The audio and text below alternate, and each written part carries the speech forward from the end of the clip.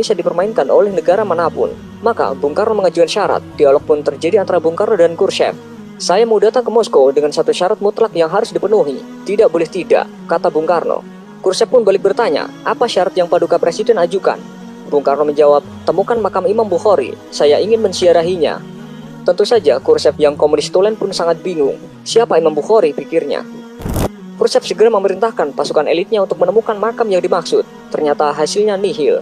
Khrushchev kembali menghubungi Bung Karno. Maaf Paduka Presiden, kami tidak menemukan makam orang yang Paduka cari. Apa Anda berkenan mengganti syarat Anda? Bung Karno pun tersenyum sinis. Kalau tidak ditemukan, ya sudah, saya urungkan niat untuk ke negara Anda. Mendengar pernyataan Bung Karno, sontak membuat kuping Khrushchev panas memerah. Kalimat singkat Bung Karno ini membuat Khrushchev kecewa. Khrushchev kembali memerintahkan orang nomor satunya untuk memecahkan masalah ini. Akhirnya, setelah melalui penelusuran yang teliti, serta mengumpulkan informasi dari orang-orang tua muslim di sekitar Samarkand, akhirnya makam imam besar kelahiran kota Bukhara tahun 810 Masehi itu ditemukan. Imam Bukhari yang memiliki jasa begitu besar bagi agama dan umat muslim itu dimakamkan di Samarkand pada tahun 870 Masehi. Makamnya ditemukan dalam kondisi rusak tak terawat, berada di ladang kapas yang jauh dari jangkauan masyarakat.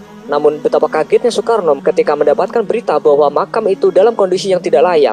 Khrushchev pun meminta agar makam itu dibersihkan dan dipugar sebaik mungkin. Selesai renovasi, Khrushchev kembali menghubungi Bung Karno. Intinya, misi pencarian makam Imam Bukhari telah berhasil.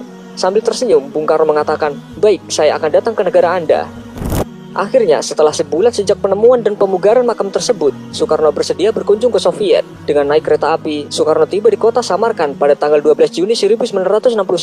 Ribuan orang menyambut kehadirannya. Di sepanjang jalan, penduduk menyambutnya dengan meneriakkan nama Indonesia dan Soekarno sambil mengibarkan bendera merah putih. Sehari sebelumnya, puluhan ribu orang juga menyambut kehadiran pemimpin besar revolusi Indonesia ini di kota Tashkent, ibu kota Uzbekistan. Indonesia adalah satu-satunya negara yang hingga kini sangat dihormati oleh penduduk Uzbekistan dan Samarkand khususnya.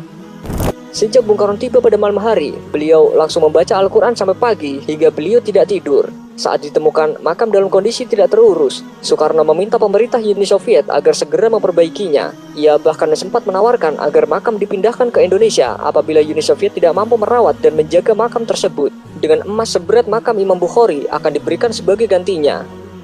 Versi lain yang berkembang di Uzbekistan menyebutkan berkat Soekarno, makam Imam Bukhari dipugar besar-besaran. Dulunya makam itu tidak terlihat kemegahannya, tetapi jelang ziarah Soekarno, makam dibersihkan dan direnovasi hingga tampak megah. Sejak saat itu, pihak Barat pun menilai kunjungan Soekarno ke Moskow tak hanya untuk urusan politik, melainkan juga ziarah. Dan hal ini juga menunjukkan kepada mata dunia bahwa Indonesia tidak bisa diam.